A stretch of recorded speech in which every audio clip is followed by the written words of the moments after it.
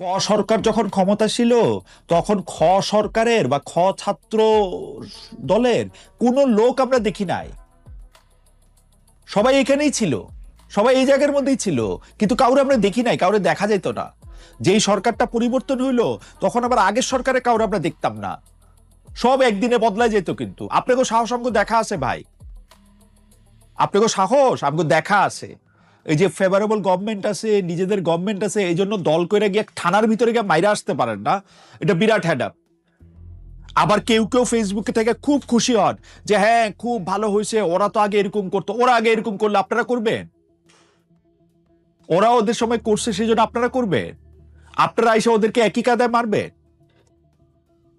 ছাত্রলীগ যখন ক্ষমতায় ছিল, যখন আওয়ামী লীগ, তখন ছাত্রলীগের যখন জানতে চাইতাম যে ভাই আপনারা এটা এরকম করলেন কেন, নূরকে বা নূরের দলের লোককে মারলেন কেন এরকম, বলে যে ভাই সবকিছু তো সহ্য করা যায়, শুধুমাত্র আমাদের নেতা নেত্রীরে কিছু আমাদের নেতাকে কিছু বললে, আমাদের লিডারকে কিছু বললে, নেত্রীকে কিছু বললে সেটা তো আমরা সহ্য করব না, তখন তো আমাদের এটা করতে হবে। কেন ভাই? তোমার নেত্রীর দেশে আইন নাই, তোমার নেতার দেশে আইন নাই, তোমার নেতার দেশে পুলিশ কাজ করে না, তোমার নেতার এই ক্ষমতা নাই যে এইটার দিয়ে পুলিশে দিয়া বা আইন শৃঙ্খলার কাছে গেলে বা আইন শৃঙ্খলা বাহিনীর কাছে গেলে এটা সমাধান হবে। তোমার দেশে এই আইন নাই। তোমার নেতা এত শক্তিহীন, এত ঠুটো জগন্নাথ যে তোমাদের গিয়ে সাহায্য করতে হয়। তোমাদেরকে সাহায্য করতে জানার নেতা পারবে না, এটা আমরা গিয়ে একটু সাহায্য করে আসি, এরকম ব্যাপারটা। ভাই এই যে ক্ষমতারে ব্যবহার করে আপনি বলবেন যে আমি ক্ষমতারে ব্যবহার করি নাই, আমি ক্ষমতারে ব্যবহার করি নাই, আমি শাহবাগ থানায় গেছি, তারপরে আমরা যে লোক জিডি করতে গেছে ওই লোকই এই কাজ করছে, প্রধানমন্ত্রীর নামে বা প্রধানমন্ত্রীর পরিবারদেরকে নিয়ে কুৎসা রটাইছে ওই লোকই, সেই জন্য আমি তার শাস্তি। ভাই আপনি কোন জায়গার কোন কোন শাস্তিদাতা আসছেন, কোন বিচারক আসছেন? এখন তো দেখা গেল অনেকগুলি মানে রিউমার স্ক্যানে দেখা গেল যে না ওই জিনিস ও করে নাই, এটা পুরোটাই গুজব ছিল। তাহলে আপনারা গেলেন কেমনে? আপনারা বিরাট বিচারক হয়ে গেছেন এক একজন, যে বুঝা ফেলাইছেন যে কে এ অপরাধ করছে, একে এখন আপনার শাস্তি দিতে হবে এবং এই শাস্তি আপনি ছাড়া কেউ দিতে পারবে না। এগুলি বাদ দেন, বুঝছেন? এগুলি এগুলি আর করেন না। আরেকটা মানে মানে এই যে আপনারা যেটা করেন না সেটার একটা নাম আছে, সেটার নামটা হলো আমার দৃষ্টিতে নামটা হলো অতিভক্তি। অতিভক্তি জিনিসটার জন্যই কিন্তু বাংলাদেশে কি কি হয়েছে জানেন? এই অতিভক্তি। আপনারা কিন্তু কেউ বলে নাই, মানে আমি জানি না মানে তারেক সাহেব আপনাদেরকে বলছে কিনা, ইস আমার খুব মন খারাপ, আমাকে নিয়ে এত বাজে কথা বলা হয়েছে, তোমরা যদি কিছু পারো তো করো। অথবা আপনারা যে এটা কইরা গিয়ে তারপর পরে দিয়ে পুরস্কার চাবেন, আমরা শাহবাগ থানায় গিয়ে এটা করে এসেছি, এরকম ব্যাপারটা আমি কিন্তু এরকম দেখি না। আমি দেখি ব্যাপারটা অতিভক্তি, এবং এই অতিভক্তির কারণে অতীতে কি হয়েছে জানেন? অতিভক্তির কারণে একটা মিথ্যা গুজব যে কে জানি কে তার পায়ের নিচে পবিত্র ধর্মগ্রন্থ রাখছে, রামু 1 গ্রাম শেষ, পুইরা ছারখার। ওই লোক আপনার ধর্মগ্রন্থ তার পায়ের নিচে কেন রাখবে আপনি একবারও জিজ্ঞান নাই, কিন্তু 1 গ্রাম জ্বালাই দিছেন। এরপরে কি করছেন? ওই ইয়ার মধ্যে গিয়ে আরেকটা বই পাওয়া গেছে, বই পাওয়া গেছে, তো এখন কি করতে হবে? এখন বই পাওয়া গেছে কুমিল্লায়, আগুন জ্বালা নোয়াখালীতে, ওইখানে বরিশালে, উত্তরবঙ্গে রংপুরে। আপনার অনুভূতিতে আঘাত লাগছে এবং সে অন্যায় করছে। এবং আমি যখন বলি আইন হাতে তুলে নিবেন না, এটা সবার জন্য বলি, তখন আপনারা কি করেন জানেন? বই খাতা খুলে আমাকে শিখাইতে আসেন, সেলফ ডিফেন্স শিখান, আপনারা আমাকে শিখান চোখের সামনে অপরাধ ঘটলে তা প্রতিরোধ করতে কি কি করতে হবে। ভাই আপাতত একটু বোঝেন, আইন নিজের হাতে তুলে নেওয়া যাবে না, পরেরটা পরে বুঝেন। আইন নিজের হাতে তুলে নেওয়া যাবে না, কোনো শাস্তি কোনো কিচ্ছু সেটা আপনি নিশ্চিত করতে পারবেন না, আপনি নিশ্চিত করতে হবে না। যদি এটাকে একটা রাষ্ট্র, একটা দেশ, আপনার সরকারের যদি আপনি চিন্তা করেন যে এই সরকারের বিন্দু মাত্র মানে কি বলবো, যেই কারণে তারা চেয়ারে বসছে সেইটা পালন করার বিন্দু মাত্র ক্ষমতা তাদের আসে, তাহলে এটা আপনারা করেন না। আপনি যদি বিশ্বাস করেন যে আপনার আল্লাহর উপরে আপনার ঈমান আছে, বিশ্বাস আছে, সেই জন্য আপনি এই আল্লাহর বিচারের ভার নিজের হাতে তুলে নিয়েন না। আপনার বলে না এটা কেউ করতে, সিরিয়াসলি বলে নাই, কিন্তু আবার পড়েন আমারে পড়ালেখা না শিখায়া আপনি একটু পড়েন, আপনি কোনটা করতে পারবেন কোনটা করতে পারবেন না সেটা লেখা আছে, বলা আছে। আর যদি আলোচনা করেন, যদি দেখেন যে লেখা আছে যে না আপনার এইটা করতে হবে, আবার গিয়ে জিজ্ঞেস করেন, ঠিক আছে? আপনি আইন হাতে তুলে নিবেন না, পিরিয়ড। আর তাছাড়া অনুভূতির ব্যাপারটা একটু বলি। অনুভূতি মানে সবকিছু নিয়ে মানে আমরা এত সুপার সেন্সিটিভ হইয়া থাকি, এত যে সেন্সিটিভ হয়ে থাকি, মানে এইটার কারণটা কি আসলে? আমি জানি এটার কারণ কি। আমি জানি যে আমি সুপার সেন্সিটিভ হইয়া আমার গলা উঁচা কইরা আমি একটা দল বা একটা দঙ্গল একসাথে করি। সেইটা কিরকম জানেন?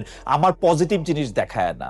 মেকিয়াভেলি বা এরকম একটা কোন একটা মাথাওয়ালা লোক 500-600 বছর আগেই বলছিল যে আমাদেরকে কিন্তু এক করে না কোনো পজিটিভ জিনিস, আমাদেরকে এক করে হচ্ছে ঘৃণা। আপনার এটা ঘৃণার মাধ্যমে মানে ওরে আমিও ঘৃণা করি, তুইও ঘৃণা করি, আয় সবাই মিলে গিয়ে একটা কথা কয়ে আসি, গালি দিয়ে আসি, মাইরা আসি, সুযোগ পাইলে পিটে আসি, মাইরা ফেলে আসি, পরে দেখ কে মারছে কে উঠেছে এটা জানি না।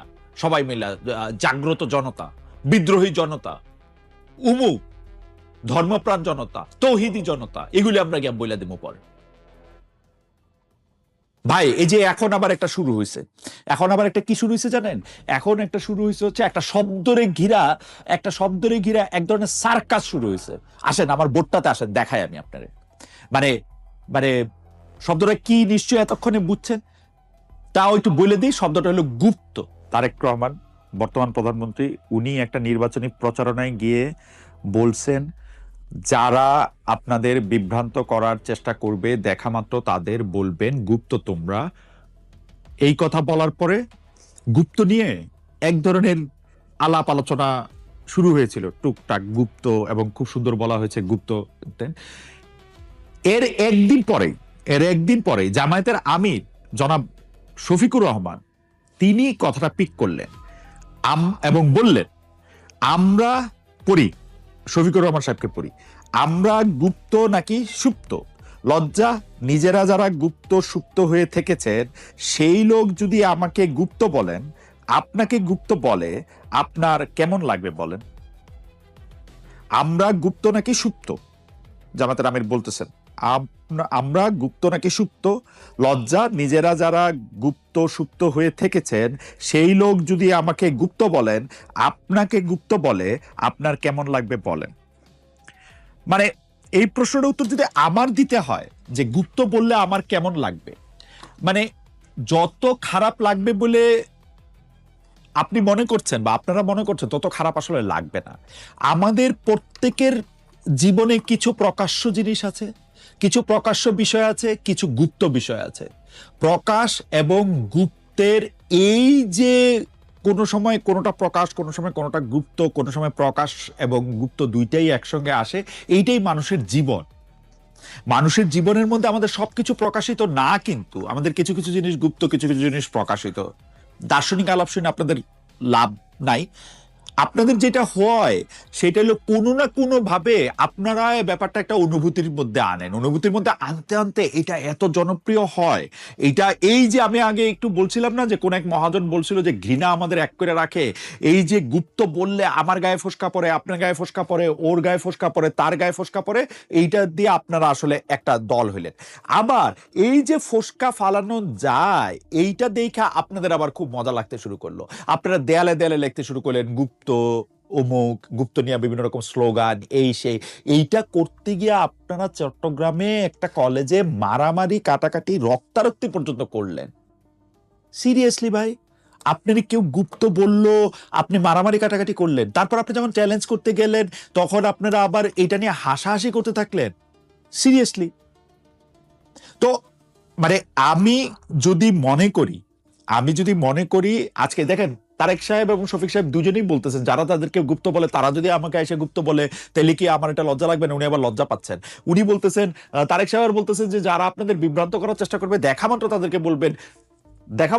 বলবেন গুপ্ত তোমরা। বিভ্রান্ত করার চেষ্টা আবার কেমনে করে? কি বিভ্রান্ত করার চেষ্টা করে? বিভ্রান্তি কি জিনিস মাননীয় প্রধানমন্ত্রী? কি কি বিভ্রান্ত করার চেষ্টাটা করবে? আর শফিক সাহেব আপনি তো লজ্জা পেলেন কেন? বিভ্রান্ত করার চেষ্টা করবে, চাকে বলে দিবে গুপ্ত তোমরা, তাতে আপনাকে তো এত এত এত এত লজ্জা কেন লাগলো? যারা নিজেরা গুপ্ত থেকেছে তারা যদি আমাদেরকে গুপ্ত বললে তাহলে আমাদের অনেক মানে তাই কেমন লাগবে বলেন? ঘটনা কি? এবং এটার জন্য মারামারি কাটাকাটি করতে হবে? মানে যে কোনো জায়গায় গুপ্ত শব্দটা আপনি দেখবেন, সেই জায়গাতে আপনি এটা বুঝে যাবেন এটা ছাত্রদল করেছে, তারপর এটা আপনি প্রতিবাদ করবেন। জিজ্ঞেস করলে আবার বলবেন যে মানে মানে যে কোনো জায়গায় গুপ্ত লেখা দেখলে আপনারা এরকম প্রতিবাদ করবেন। প্রতিবাদ করার পরে তারপর আপনি আপনি আপনি আপনি একটা মারামারিতে জড়াবেন। জিজ্ঞেস করলে আবার বলবেন যে আপনারা দাবি করবেন গুপ্ত নিয়ে তারা কোনো প্রতিক্রিয়া দেখাচ্ছেন না, গুপ্ত নিয়ে আপনারা কোনো প্রতিক্রিয়া দেখাচ্ছেন না, আপনারা ছাত্রদলের দখলদারি ঠেকাতে গিয়ে হামলার মুখে পড়েছেন। এই গুপ্ত কথাটা কেন আপনাদের এত বেশি লাগে জানেন? গুপ্ত কথাটা আপনাদের বেশি লাগে হচ্ছে এই কারণে, আপনাদের এক ধরনের আসে না, নিজের মনের আদি পাপে আপনারা, নিজের মনের পাপে আপনারা কেমন জানি একটু মানে যে কোনো অনুভূতির ক্ষেত্রে এই কথা সত্য, কোনো একটা অনুভূতি যদি আপনার কাছে প্রকট বা প্রকাণ্ড হয়ে ওঠে, তাহলে এটা কারণ অনুসন্ধান করলে আপনারা দেখবেন যে এইটার সাথে কোনো না কোনো একটা পাপ বা পাপের ধারণা আপনাদের সঙ্গে জড়িত। সেগুলি কি জানেন? সেগুলি হচ্ছে আপনারা যখন ছাত্রলীগে মিশেছিলেন, বা অন্য কোনো দলে মিশেছিলেন, যেহেতু তারা আপনাদের দলকে নিষ্পেষণ করতে করতে নিষিদ্ধ করার মতো জায়গায় নিয়ে গেছিল, আপনারা প্রকাশিত হতে পারতেন না, সেই সময় আপনারা এমন অনেক কাজ করেছেন যে কাজগুলো আপনাদের সঙ্গে যায় না। ছাত্রলীগের সাথে মিশে দঙ্গলবাজি করেছেন। সেই দঙ্গলবাজির সময় আপনারা যে বেশি ছাত্রলীগ সেটা প্রমাণ করার জন্য বড় বড় অন্যায়ের কিছু কিছু মানে আপনারা করেছেন। সেই জন্য গুপ্ত বললে আপনাদের লাগে। আপনাদের গুপ্ত যদি হইতো হচ্ছে এরকম যে আপনারা ঠিক একটা ছাত্রলীগের কথা বলে বা অন্য কোনো একটা সংগঠনের কথা বলে আপনারা আপনাদের মতো আছেন, আপনারা কোনো ধরনের কোনো মানে আছে না, কেউ কেউ বলে থাকেন যে নতুন নতুন ধর্ম যদি আপনি কোনোটা নেন, তখন আপনি সেটাকে আরো, বা যদি লুকায় থাকেন তাহলে আপনি সেইটা বেশি করে পড়ে প্রমাণ করতে চেষ্টা করেন যে না আপনি তাদের দলেরই অংশ। যেমন ধরেন, আপনি যদি এখন কোনো খ্রিস্টান দলের সঙ্গে মিশে যান, আপনি অনেক অনেক অনেক অনেক শুকর খেয়ে মাংস খেয়ে আপনি প্রমাণ করতে চাবেন যে আপনি আসলে মুসলমান না, আপনি আসলে খ্রিস্টান, তাই না? সেরকম কোনো কিছু আপনি করছেন নিশ্চয়ই। সেই জন্য গুপ্ত বললে আপনারা তো লাগে, সেই জন্য গুপ্ত বললে আপনার কাছে মনে হয় যে সব তো বুঝে গেল। সেই জন্য যদি কেউ এরকম কথা বলে যে আমি কিন্তু জানি আপনি কি করেছেন লাস্ট সামারে, তখন আপনার কাছে মনে হয় যে হ্যাঁ সত্যি সত্যি তো জানে, জেনে তারপর আবার এই কথা এখন বলে দিবে কিনা, এইটা নিয়ে আপনি কাজ করবেন, তাই না? আপনাকে বলি, এই যে এই অনুভূতি, এই গুপ্ত বললেই আপনার গায়ে কাটা দেওয়া, আগুন লেগে যাওয়া, গুপ্ত বললেই বা কোনো জায়গায় লেখা দেখলেই আপনার এটা করতে পারা, এটা আপনি করেন না। আর মানে এটা করার আর দরকার নাই। এটা করে আপনি এটা প্রমাণ করতে পারবেন না। ধরেন এটা করে আপনি, ধরেন গুপ্ত বললে যদি আপনার গায়ে লাগে, তাহলে আপনি প্রমাণ করতে চাইলেন যে আপনি আসলে গুপ্ত না, এটাকে আপনি প্রমাণ করতে পারবে? আরো বেশি করে মনে হইব যে আপনি গুপ্ত, আরো বেশি করে মনে হইব যে আপনি ওটার সাথে সংশ্লিষ্ট। সুতরাং আপনি এটা করেন না। আপনি বরং বিভিন্ন সময় সোশ্যাল মিডিয়াতে এটা দেখি যে গুপ্ত হইলে কি হয়েছে, কত সময় তো কত ছদ্মবেশ নিতে হয়, কত রকম কত পরিচয়ের মধ্যে দিয়ে যেতে হয়, কত রকম করে, তো হইলে তো কোনো অসুবিধা তো কোনো কিছু নাই। ইজিলি নেন, টেক ইট ইজি। সবকিছু নিয়ে এরকম মনে করেন একদম মানে এত উত্তেজিত, এত ক্ষিপ্ত, এত প্রক্ষিপ্ত হওয়ার দরকার নাই। ঠিক আছে? এই দেশে শান্তি আসুক, শান্তি বিরাজ করুক, এটা আপনার যেমন চাওয়া, আমাদেরও সেরকম চাওয়া। আমি এইবার একটা জিনিস লক্ষ্য করলাম, এনসিপি, আমাদের যে ন্যাশনাল সিটিজেন্স পার্টি আছে, এনসিপির যিনি প্রধান নেতা এখন পর্যন্ত, আহ্বায়ক বলা হচ্ছে এনসিপির আহ্বায়ক জনাব নাহিদ ইসলাম বলতেছেন যে আমাদের অতীতে কে কি করেছেন সেইটা বড় ব্যাপার না, নিরপরাধ ছাত্রলীগ, আওয়ামী লীগও এনসিপিতে আসলে যুক্ত হইতে পারবে। মোটের উপর কথাটা এরকম, নিরপরাধ। ভাই আপনি নিরপরাধ এটা বুঝবেন কেমনে? নাকি ব্যাপারটা এরকম যে আওয়ামী লীগ ছাত্রলীগের কেউ আপনার দলে যোগ দিলে সে রাতারাতি নিরপরাধে পরিণত হবে, যেমন ছাত্র দলের কেউ আপনার এখানে, বিএনপির কেউ আপনার এখানে যোগ দিলে তারা নিরপরাধ বা তারা ভালো লোকে পরিণত হবে। ব্যাপারটা কি এরকম? আপনি কি একটা সাংঘাতিক রকমের একটা টানেল, যে টানেলের মধ্যে একবার ঢুকলে, মানে আমি ঢুকলাম খারাপ লোক হয়ে, বাইর হলাম হচ্ছে একটা ভালো লোক হয়ে, নাকি আমি, মানে আপনি এরকম একটা ওয়াশিং মেশিন, এরকম একটা মানে কি বলবো আমি, এরকম একটা লোক আপনি, যে লোক হচ্ছে খারাপকে ভালো করে দিতে পারেন, খারাপকে বদলাই দিতে পারেন ভালোতে। তাহলে আপনি কেমনে চিনবেন কে নিরাপরাধ? এই এই সার্টিফিকেট আপনি কেমনে দিবেন? এই সার্টিফিকেট আপনারা কেমনে দেন? শুরু থেকেই দেখতেছি কিন্তু আপনারা কিন্তু সার্টিফিকেট দিতে দিতে আপনারা সবকিছুর সার্টিফিকেট দেওয়ার মতো করে যোগ্য মনে করেন, মানে এবং আপনার সার্টিফিকেটটাই একমাত্র সার্টিফিকেট এইটাও আপনি মনে করেন। আপনারা মনে করেন কিন্তু, আপনারা মনে করেন কিন্তু যে আপনারা ঠিক আর বাকি সবাই অঠিক। আপনাদের সাথে থাকলে ঠিক, বাকি না সাথে থাকলে ঠিক না। কেমনে আপনারা বলতে পারলেন যে নিরপরাধ ছাত্রলীগকে, নিরপরাধ আওয়ামী লীগকে আপনারা এসে যোগ দিবেন, আপনারা নিবেন? আর এটার বিচার আপনারা কেমনে করবেন? করার উপায়টা কি? মানে আপনাদের কাছে কি এইরকম কোন মানদণ্ড, এরকম কোন দাঁড়িপাল্লা, এরকম কোনো কিছু কি আছে যে ওইটার মধ্যে আপনারা বসাই দিবেন একজন ছাত্রলীগের লোকরে, তারপর একটা বাটখারা দেয়া মাইপা বুঝবেন যে তার কোনো অপরাধ নাই বা নিরপরাধ সে? আসে এরকম? তাহলে আপনারা বলেন কেন এই কথা? আপনি এটা জিনিস চিন্তা করে দেখেন তো, আপনি যে কথা বলছেন জনাব নাহিদ ইসলাম, এই কথা যদি আপনি না বইলা অন্য কোন দল, অন্য কোন দলের নেতা, অন্য কোন দলের কর্মী, অন্য কোন দলের বড় সাহেব কেউ যদি বলতো, তাহলে আপনারা কি বলতেন? যখন করছে তখন কি বলছেন? আপনারা বলেন নাই যে এই বিএনপিতে এই আওয়ামী লীগের লোকজন সব একসাথে যাচ্ছে, আওয়ামী লীগের লোকজনরা সব বিএনপিতে যোগ দিচ্ছে, বিভিন্ন জায়গায় আপনাদের কাছে খবর আসে, বিভিন্ন জায়গায় বলেন নাই। এখন আপনাদের দলে যোগ দিলে নিরপরাধ হয়ে যাবে, বা নিরপরাধ আওয়ামী লীগ হলে আপনাদের এখানে যোগ দিতে পারবে, তাই না? আপনাদের আমি ধইরা নিলাম এখন পর্যন্ত আপনাদের কাছে নিরপরাধ মাপার কোনো নীতি নাই। যদি থাকে আমারে দেখায়েন, তাহলে আমি কি এইটা ধরে নিতে পারি না যে আপনার দলে যোগ দিলেই যে কেউ নিরপরাধ হয়ে যাবে? ন্যাশনাল সিটিজেন্স পার্টি আপনাদের দলে যোগ দিলে আপনারা একটা, মানে কিরকম বলবো, যে এরকম একটা মেশিন আবিষ্কার করছেন না, যে মেশিনের মধ্যে দিয়ে ঢুকলে এই যে সবকিছু ফকফকা ঝকঝকা হয়ে বাইর হবে। আপনাদের দলের আরেকজন গুরুত্বপূর্ণ নেতা জনাব হাসনাত আব্দুল্লাহ, জনাব হাসনাত আব্দুল্লাহ সংসদে দাঁড়ায় বললেন যে ওই ইউএনও মহোদয়ের গাড়ি আছে, সরকারি অন্যান্য অফিসারদের গাড়ি আছে, কিন্তু আমি আমি কি বলে যে আমি সংসদ সদস্য, আমার কোনো গাড়ি নাই, গাড়ি থাকলে একটা গাড়ির ব্যবস্থা করা গেলে আমার ভাড়া গাড়ি করে গিয়ে লজ্জা করে, তারপর একটা সংসদ সদস্যের একটা গাড়ি থাকলে তাহলে আমি ওইখানে করে এটা যাইতে পারতাম। সবাই, মানে বিরোধী দলের সবাই হাত কি টেবিলে হাত চাপড়ায়, টেবিল চাপড়ায় এটাতে আবার সমর্থনও দিচ্ছে। জামাতের আমির এই কথা বলছেন, ছোটরা কিছু চাইলে বড়রা তো সেটার পাশেই থাকবে। প্রথম কথা, এই কথাটা দেখার কয়েকটা দিক আছে। দিক নাম্বার 1, আপনি বাংলাদেশের জনগণের প্রতিনিধি হিসাবে অবশ্যই ওয়ারেন্ট অফ প্রেসিডেন্সে সরকারি কর্মচারী কর্মকর্তা যারা গাড়ি পান তাদের অনেক উপরে, তাদের সাথে আপনার কোনো তুলনাই হয় না জনাব হাসনাত আব্দুল্লাহ।